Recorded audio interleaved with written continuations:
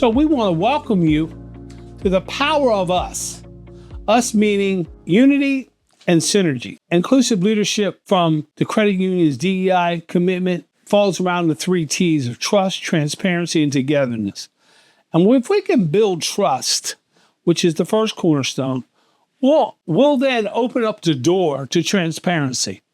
In other words, it's not what we say, but we're showing people who we are. We mean what we say what we mean. We're transparent in all of our dealings. We're fair, we're equitable, and we treat people with dignity and respect. Then that ultimately leads to a togetherness. So the leading answer is number 2. Just creating space. Yeah. And so notice the key word there is creating. So the management is saying they want to create a space where everyone feels safe, heard, and respected. Creating this space where people feel safe. Now, what does that safety look like? Is that psychological safety where I can share how I feel without being retaliated against? Is that safe? The key now is heard. See, the real word I want to substitute there for heard is valued. If you'll let me ask you to insert the word valued in there, where people feel valued. Once they're valued, we then hear them. Once they're not heard, they don't feel valued. And obviously respected. So Heather, you said 3 things I wrote down that I think is critical to the inclusive environment, inclusive leadership statement, and the environment that we're in. The first one you said was sharing. And you said sharing 3 times in your short address.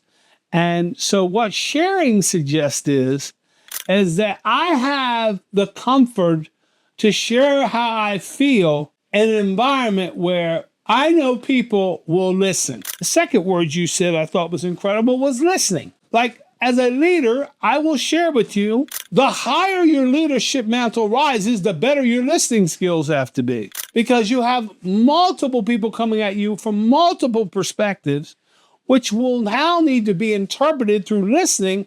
What are they really saying? And the third thing, Heather, this really speaks volumes for the credit union and who we are, is that we care, the empathy.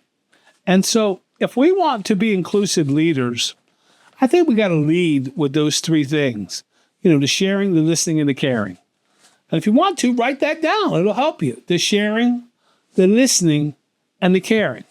So I think now we should state the case. Like, in other words, why do this? Look at this next one. 42% lower turnover when employees feel included.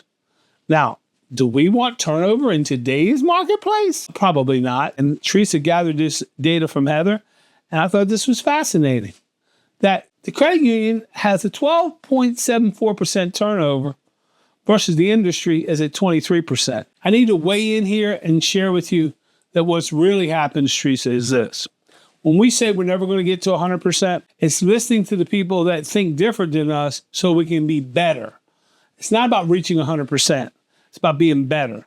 And if one idea makes us better, whether that gets us this 97%, 92%, it doesn't matter. We're better. That's the goal.